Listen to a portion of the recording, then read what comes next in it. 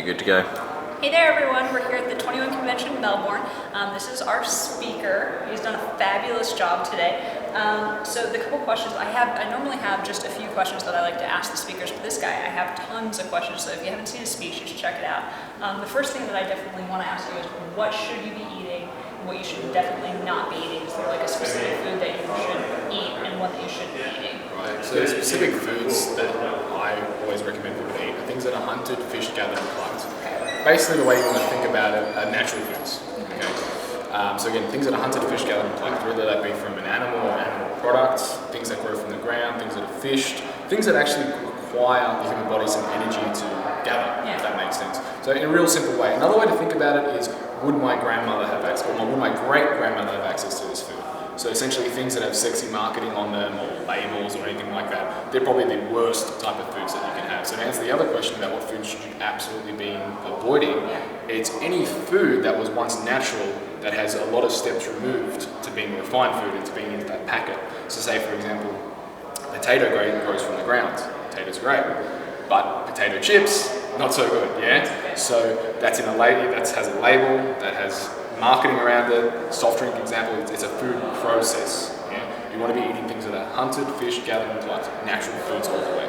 Great. So what's the difference between like a normal food and a common food? Okay. So it really is, for me, normal food and common food are things that we socially have accepted as normal. So for example, it's not uncommon for you to go out to dinner and order a Coca-Cola. That is common food.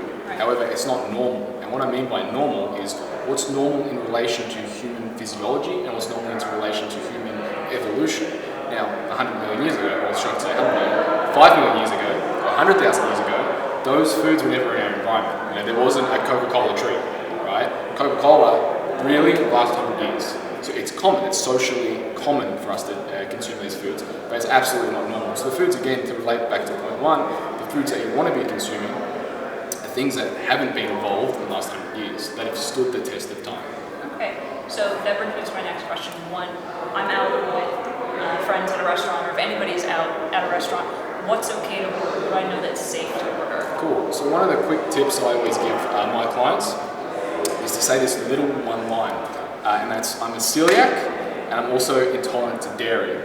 The reason why I tell people to do that is because it's more socially acceptable for you to say, I'm a celiac and I'm intolerant to dairy, than it is to say, I'm on this health kick and I'm trying to get in shape and I'm trying to cut out my grains and I'm trying to cut out my dairy. So people don't want to hear that. You're challenging their values of what they're eating, so they don't want to hear that. It's easier for you to say, yeah, I've got this medical condition, I can't have this, easy, right? So you send it to the waiter. So then generally what you're going to be ordering is a piece of meat, or fish, or chicken, so an animal source, and either a vegetable. As simple as that. And pretty much wherever I go, most places, cafes, restaurants are now, especially in Melbourne, gluten-free and dairy-free. And you know, as simple as, can I have a steak? And instead of getting the potatoes, I might get some extra salad or some extra beans, whatever the case may be. But it can often be as simple as that. You just need to be good and learn to ask for what you want. Another example of that is when I went to a wedding. I said I was the key line, that I'm a celiac and I'm dairy-free. And I got this amazing 3-course meal, and everyone at my table was looking at me as like, how the hell did you get that food? And it's because simply, you know, if you cut out the grains, you cut out all the other food, people have to make you fresh food. And they can't make it out of the packet. So if I want to get the best food in my area, what's a good place for me to go? Is there a specific store or farmer's market or something that I should go to get the best milk or vegetables or things available? Yep. So generally it's going to be area and even country specific.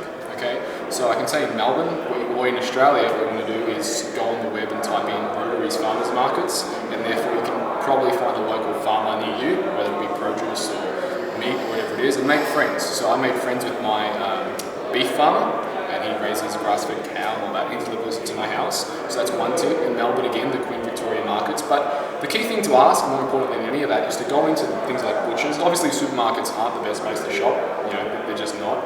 But if you go into things like your butcher and that, you ask, is this grass-fed beef? Is this chicken? Where is this chicken from? And you ask them questions and see how they answer. And if you say to them, you know, is this grass-fed? And they look at you like a puzzled look, you probably know it's not the best place to shop. So just be a food detective and find out where your food actually comes from and how many steps it took to get onto your plate. That's what I recommend. Great. So if people want to see more from you, where can they go to get your advice on more things such as my master? So they can go to my blog, which is www.maximusmark.com. We've also got a podcasting show on iTunes. It's just search in iTunes Maximus Mark, or you can go to maximusmark.com/radio to find that. We've also got a free download, which is at www.eatyourwaytoabs.com.au. They just enter their email into that. They can download the free ebook and audio and have a listen and see that. But the main one is maximusmark.com. Great. You can also find him at the 21 Convention. This is Mary from the 21 Convention at Melbourne, Australia.